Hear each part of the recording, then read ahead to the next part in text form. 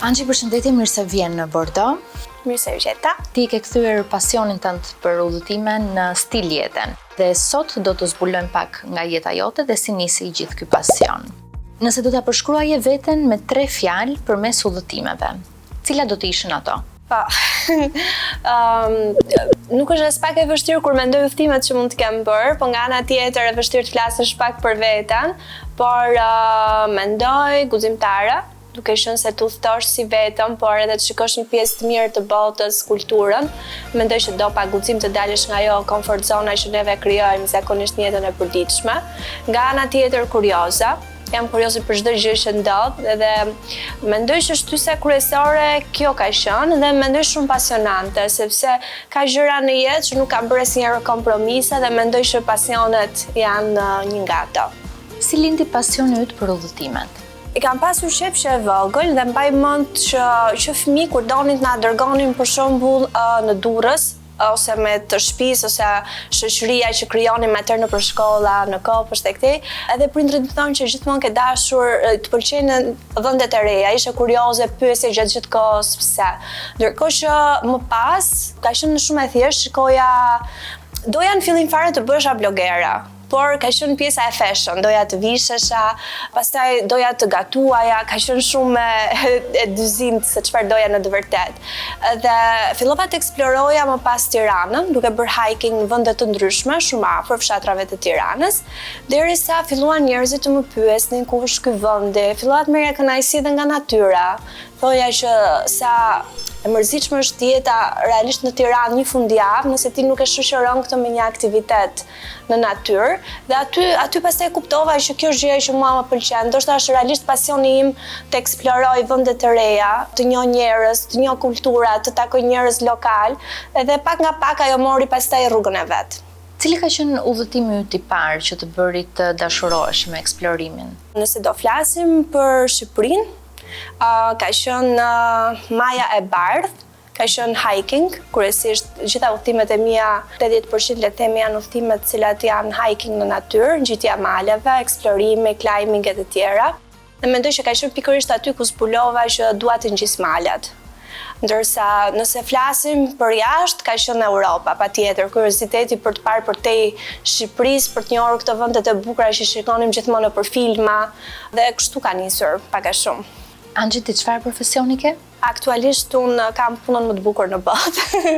Pëlqen ta them, unë aktualisht jam media network edhe communication për Red Bullin në Shqipëri. Dhe është nga punët më të bukura sepse më kanë ndihmuar jashtëmase edhe në udhëtimet, duke qenë se 50% e profesionit që kam aktualisht lidhet edhe me udhëtimet. Pra nuk është se të pengon puna për të udhëtuar më shpesh. Jo, biles puna më mundson udhëtime akoma më të bukura, duke qenë se media network neve bëjmë shumë workshope ose bëjmë shumë trajnime në vendet e ndryshme të Europës dhe kjo më ka dhënë mundësinë që të njoh edhe njerëz shumë të bukur, të njoh vende të reja, edhe siç e thash, 50% e udhëtimeve ose pjesa e punës time ka të bëjë vetëm me udhëtimet. Kështu që më ka ndihmuar shumë, ka qenë lehtësi. Sa vende ke vizituar deri tani? Jo aq shumë sa do doja, por mendoj që deri tani diku te 35. Cili është vendi radhës që ke në listë? Do më pëlqente shumë Maroku, por duke marrë parasysh edhe situatën që ndodhemi tani, nuk e di. Gjithmonë më kanë intriguar vendet sa më larg Europës, duke qenë se ndonjëherë më duket sikur Europa është pak a shumë e njëjta, thjesht ndryshojnë kulturat, ndërkohë që pjesa e Azisë, lindja e mesme, ose po të shkojmë akoma edhe më larg New Zealand, për shembull Zelanda e Re, më kanë intriguar gjithmonë për të vizituar. Udhëtimet që do bëj aktualisht, mund të shkoj përsëri në Island, pasi ka qenë vendi im i preferuar, por do jenë kryesisht në Ballkan edhe në Europë për momentin. Mund të themi që Islanda ka qenë vendi që të ka lënë më shumë mbresa, dhe pse? Po, mendoj që është e gjithë bota ka një copës në Island.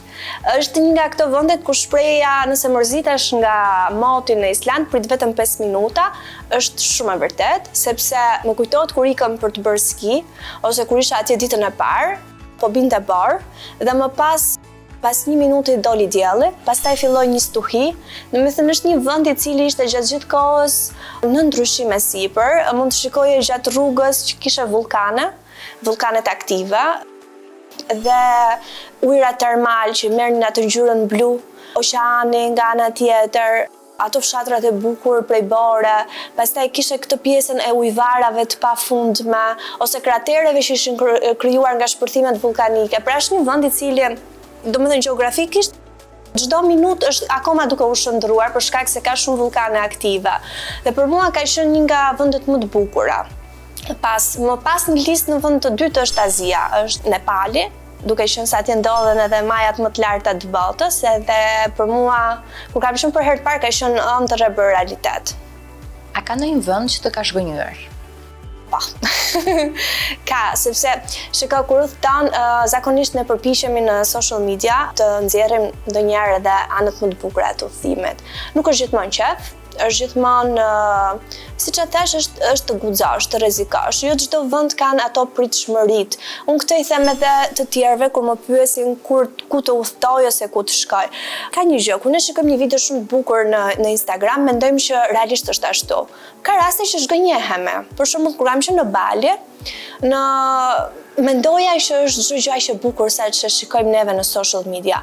Dhe në të vërtetë ishte, por ishte edhe një radhë kilometrike me 1000 veta të tjerë, të cilët prisnin në radhë për të bërë një foto në një vend, të cilin për shembull ne gabuam me bën vetëm një herë dhe pastaj unë refuzoja ta bëja herët e tjera sepse më duke pa kuptim. Nuk është se mësoje diçka nga kultura, nuk është se ti flisje me venda, se ti thjesht ishte një person I cili paguaje një X para dhe pse diku te 2-3 orë në radhë dhe duhet shkoje shumë herët për të bërë atë follow dhe për të treguar të tjerëve që shiko kam qenë unë këtu. Nuk është stili im I jetës të mburrem tek vendet që shkoj, se sa më shumë të jap këshilla ose t'i them njerëzve çfarë duhet të shmangni dhe çfarë duhet realisht të vizitoni. Dhe Bali ka qenë një nga këto. Kur kam qenë në Lisbon, nuk kam pasur eksperiencë shumë të mirë, ndoshta ka qenë periudha e gabuar që kam ikur sepse kishte një dyndje shumë të madhe të emigrantëve të cilët ishin kalimtar atje dhe kishte shumë polici që gjithë kohës, kishte shumë njerëz të cilët të shikonin në një mënyrë që donin të grabisnin dhe ajo ndjesia e pak e terrorit edhe frikës ishte si shumë e përhapur edhe nuk është se mora ndjesit më të mira. I kam premtuar vetes që dua të shkoj prapë për ta thyer pak atë eksperiencën e keqe që pata, por këto të dyja për mua kanë qenë pak zhgënjyese dhe për ta rregulluar në Bali më pas I futa sërish kërkimeve atje dhe gjeta vende të cilat nuk ishin fare siç I quajmë ne tourist traps, pra kurthe për turistët, por gjeta vende lokale dhe morëm një guid lokale dhe I tham që të lutem na dërgon në vende të cilat nuk ka turist. Pra janë vende që një person si turist mund ta përjetoj në të vërtetë si është jeta, kultura këtu, edhe kështu ndodhi pastaj pak a shumë. Mori drejtim tjetër udhëtimi. Kush të shoqëron në udhëtimet? Tani mund ta them hapur partner. Atëherë, patjetër që shoku im I jetës, shoqëria që edhe me to udhëtimi është komplet aventurë, sepse je 100% vetvetja, janë ato, le të themi, shakat e grupit që e bëjnë akoma edhe më të bukur. Ka pasur udhëtime që I kam bërë të vetëm. Varet, kanë qenë më të pakta, por kryesisht ka qenë njerëz që shoqëri edhe shoku jetës. Këto kanë qenë kryesisht. Zakonisht sa zgjasin udhëtimet e tua? Varet sa leje kam në kalendarin e punës. Atëherë, ka udhëtime të cilat zgjasin 7 ditë, pra një javë, por ka edhe ekspedita të cilat nëse do ngjisja malin më të lartë, për shembull në X shtet, patjetër që ekspeditat e atilla duan minimumi 2 javë. Pra duan 14 ditë që ti të aklimatizohesh me mungesën e oksigjenit, nëse do kalosh mbi 3000 metra, të mësohet trupi dhe të përshtatesh në momentin që arrin për shembull 4000 dhe 5000 metra mos të kapi, le të themi, smundja e lartësisë. Cilin do konsideroj si udhëtimin më të vështirë ose që ke pasur një eksperiencë të vështirë? Të vështira janë gjithmonë malet, pasi sa do të bukura janë shumë sfiduese. Natyra në vetvete është diçka të cilën ne nuk mund t'i dalim kundër asnjëherë. Nuk mund të them që ka qenë e vështirë, patjetër që të ngjisja të shkoja në kampin bazë të malit më të lartë në botë, ka qenë sfiduese. E para sepse ditën e fundit, atëherë kur unë do bëja edhe sforcën e fundit për të arritur aty, pikërisht atë ditë ishte smundja e lartësisë që më sfidoi. Më vinte shumë gjumë, se dhe është normale sepse prania e oksigjenit në gjak është 50%. Dhe mos kujtojmë që nëse të bie 2-3% i prap nuk je mirë, jo të kesh gjysmën e oksigjenit që funksionon trupi jam. Ka qenë shumë sfiduese, por kur arrita atje kisha vetëm lot lumturi dhe nuk e besoja që kisha bërë 9 ditë ecje për të arritur aty. Mendoj që kur arrin në një pikë që sfidon veten, në këtë pikë nuk ka gjë tjetër në jetë që ti mund ta quash sfidë të vështirë, sepse i kujton gjithmonë vetes çfarë ke arritur, çfarë ke bërë dhe mali është mësues shumë, por shumë i mirë.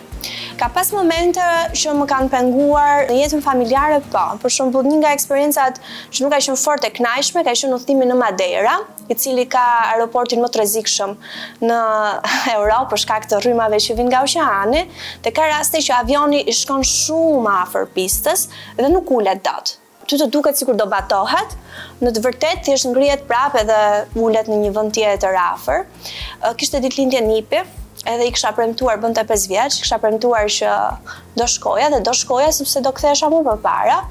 Atë ditë anullohen të gjitha fluturimet. Edhe nuk munda ta kapja dot, por mua ka qenë nga këto momentet më të trishta, sepse doja shumë të isha edhe ma kujtonte pastaj që ti nuk e qenë të ditëlindja ime dhe kuptova që ndonjëherë nuk janë aq shumë të rëndësishme se sa edhe personat që ti ke shumë në zemër. Je spontane në udhëtime, i planifikon më përpara dhe në bazë të çfarë kriteresh e zgjedh udhëtimin e radhës, në bazë të klimës, vendit? Nuk jam person i dimrit, kam lindur në gusht dhe dashuroj shumë pranverën dhe verën.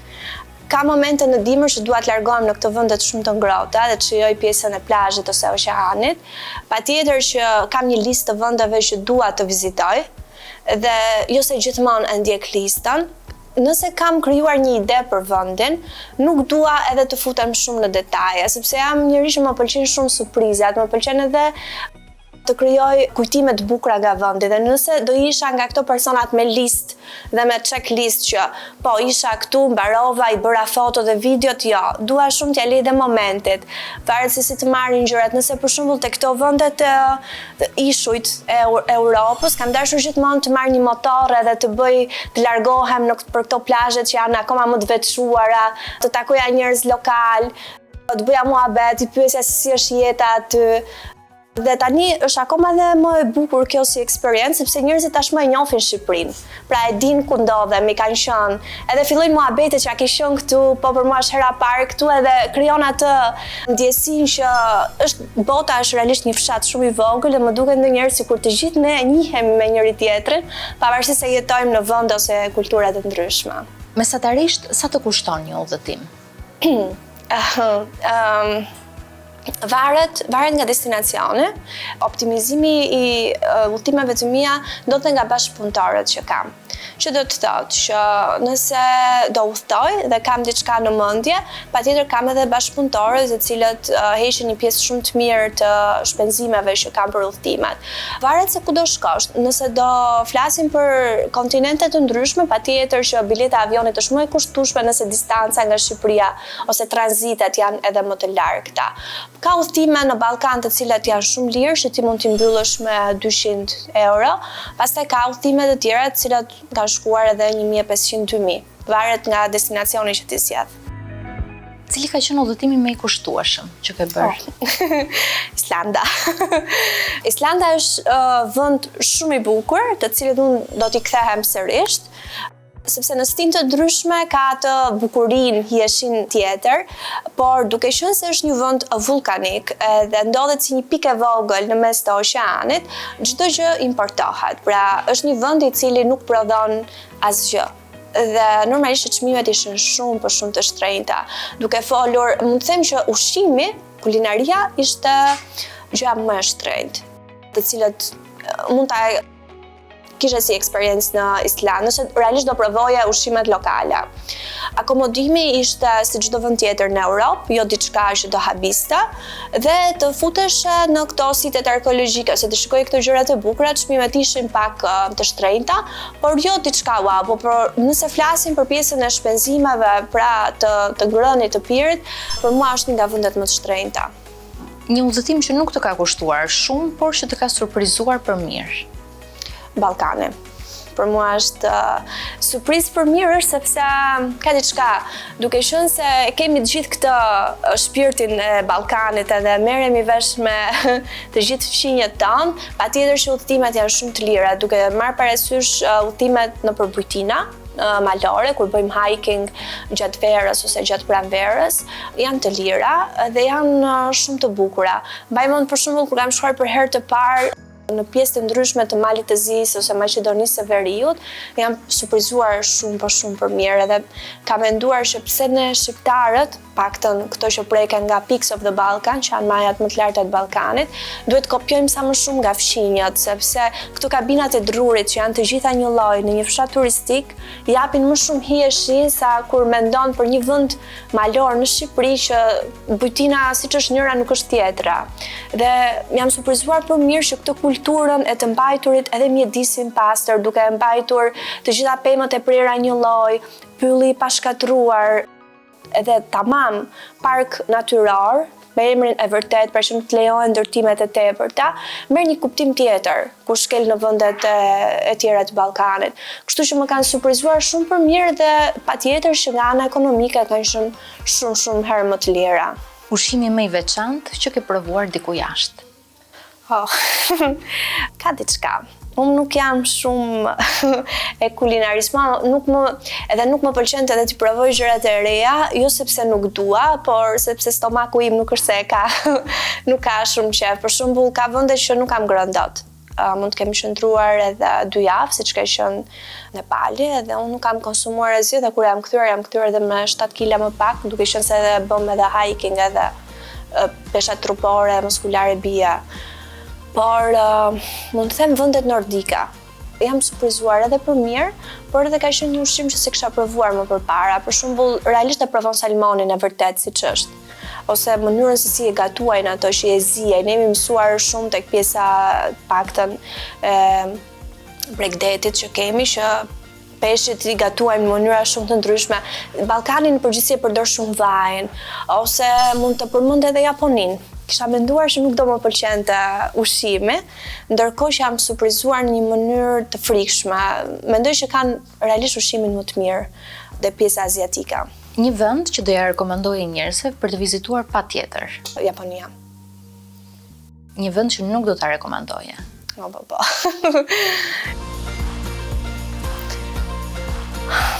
Nuk besoj se kam vende që nuk do t'i rekomandoja. Do rekomandoja që mos të zgjidhnin këto vende të cilat janë shumë instagramable, që i quajmë ne, pra vende të cilat në Instagram promovojnë si vende shumë të bukura dhe kur shkon aty nuk është fare ashtu siç duket. Pra është kjo linja e gjatë e njerëzve që të presin. Do doja për shkak nëse do shkonin në Bali, se është bërë destinacion që tani njerëzit e preferojnë shumë, ose në vende të tjera, mos të zgjidhnin këto destinacionet e famshme që shikojnë, por të marrin një guid lokale dhe të zgjedhin vende që janë edhe të bukura për t'u parë, janë pak më wild, le të themi, dhe nuk kanë atë ndjesinë të priturit në radhe të tjera. Nëse do zgjidhje një vend për të jetuar një vit, cili do të ishte?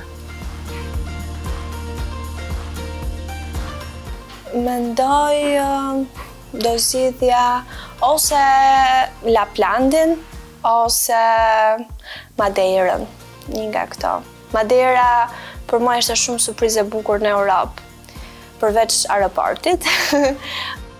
Është akoma vend shumë i egër. Është sikur të jesh në një Arizona, është komplet me pyjet tropikale, nga ana tjetër ka këto plazhet me rërën e zezë dhe është gjatë vitit ngrohtë. Ka atë periudhën e vet të shirave, por është shumë e bukur dhe asnjë fshat nuk i ngjan fshati tjetër. Kështu që do e preferoja si vend për të qëndruar një vit. Më pëlqen shumë natyra, kështu që pse jo. Si organizon përmbajtjen për Instagram gjatë udhëtimeve? Të merr shumë kohë për punimi, materialeve, postimi? Pa, të merr kohë. Është edhe mendjesi. Pra, nëse të them që një vend më ka pëlqyer shumë, kur shkova për herë të parë në Japoni, pritshmëritë e mia ishin shumë të ulta, duke qenë se nuk më pëlqejnë qytetat. Më pëlqejnë realisht vendet të cilat kanë natyrë dhe të bëja hiking. Okej, ne aty e ngjitëm malin Fuji, që është mali më i lartë vulkanik në Japoni, dhe ka qenë për mua dita më e bukur atje. Nga ana tjetër, kur shkova aty, po shikoja pak edhe në si travel blogger, çfarë njerëzit kishin nevojë të dinin për Japoninë. Dhe zakonisht krijoj një strukturë në mendjen time. Pra, personat që po më ndjekin, pse po e ndjekin udhëtimin tim në Japoni? Ndoshta ato duan të shkojnë vetë. Dhe pyetjet që do të bëjnë është bileta, kostot. Do të pyesin dhe çfarë të vizitojnë, ku duhet të ndalen vetëm në Tokyo, apo duhet të shikojnë Osakën ose këto vendet e tjera të cilat janë më të vogla, por kanë atë kulturën vendase shumë herë më të bukur. Dhe kështu e ndërtoj. Pra, krijoj një strukturë në mendjen time, të cilat janë 5 vendet që duhet i vizitosh për shembull patjetër në Japoni, çfarë duhet të vizitosh një ditë në Osaka ose 24 orë në Tokyo, ushqimet që duhet i provoni patjetër ose restorantet më të mira në Tokyo, diçka të tillë strukturohet. Patjetër që të ka kohën e vet, sepse duhet të jesh edhe spontane, që njerëzit të ngjallen dhe kuriozitet për të parë përmbajtjen tënde. Të ha kohën e vet, po për mua nga që është bërë shumë e natyrshme dhe nuk më merr më aq shumë kohë sa më përpara. Pra mua më vjen natyrshëm që po të pash diçka shumë të bukur, thjesht bëj atë videon dhe e di se si do ta përdor më vonë. A të ka hapur Instagrami dyer bashkëpunimesh? Pa, shumë, por mendoj që duhet të përdorësh edhe një rrugë që mos ta humbësh veten tënde. Edhe këtë e them me shumë sinqeritet, sepse jetojmë në një kohë kur në momentin e parë që fiton pak atë, le të themi, famën e të njohurit për X gjë që ti bën në jetë, të ofrojnë shumë njerëz bashkëpunime, duke filluar edhe nga bashkëpunimet të cilat nuk lidhen fare me lifestyle-in që ti bën. Dhe këtu fillon pastaj zgjedhja që ti bën. Ose do të njihesh si ajo goca që vetëm udhton, që ngjit malet, ka këtë lifestyle-in outdoorit, pëlqen sport, ose do jesh një person i cili promovon edhe fashionin, promovon dhe make-upin. Për shembull, unë nuk e shikoj dot veten time të bëj një video good morning me mua ose make-upi ose veshje e ditës. Nuk besoj se njerëzit do më ndiqnin mua për atë gjë, sepse nuk e lidhin personazhin fare me këtë. Ka goca shumë të mira në Shqipëri që janë shumë të bukura, edhe e ndjekin modën dhe mendoj që edhe unë jam një nga ato që ndjek ato dhe dua të frymëzohem kur do shkoj në X vend. Por më pëlqen që njerëzit më njohin si ajo goca e maleve ose goca e sporteve dhe jam munduar shumë që të gjithë këto bashkëpunimet që kam pasur të jem shumë e qartë në kohën. Dhe nëse zgjedh vetëm një brand, nuk shkoj kurrë tek konkurenca e brandit tjetër, edhe sikur të kalojnë disa vite. Kam shumë të shenjtë këtë formën e bashkëpunimit, sepse mendoj që të krijosh besim tek personat që të ndjekin në ditët e sotme të mban, le të themi, për një kohë shumë të gjatë. Më pas për të tjerët jetë thjesht limonat, që konsumohesh shumë shpejt edhe zhdukesh nga tregu. Angji, dhe a ke një destinacion që ende nuk e ke vizituar dhe ke destinacion ëndrash? Po. Janë ishuj shumë të bukur, shumë të veçantë. Tani në dimër është komplet natë, janë Lofoten. E kam ëndër të shkoj atje në verë. Mund të them që është nga këto destinacionet që për mua ka diku te 2 vite e pak që qëndron tek lista, edhe akoma nuk kam mundur dot t'i vizitoj. Por mendoj që do emocionohem shumë kur të shkoj, sepse nuk e di, me kalimin e kohës, nga dëshira e madhe për t'i parë gjatë gjithë kohës, se s'kam mundur, kam shumë dëshirë që të shkoj. Kështu që në momentin që do shkoj atje, mendoj prapë do jetë kjo një nga këto ëndrat e realizuara. Angji, faleminderit që u bëre pjesë e revistës Borto dhe që ndave gjithë këto eksperiencat e tua të veçanta nga udhëtimet që ke bërë. Shumë faleminderit dhe ju për ftesën.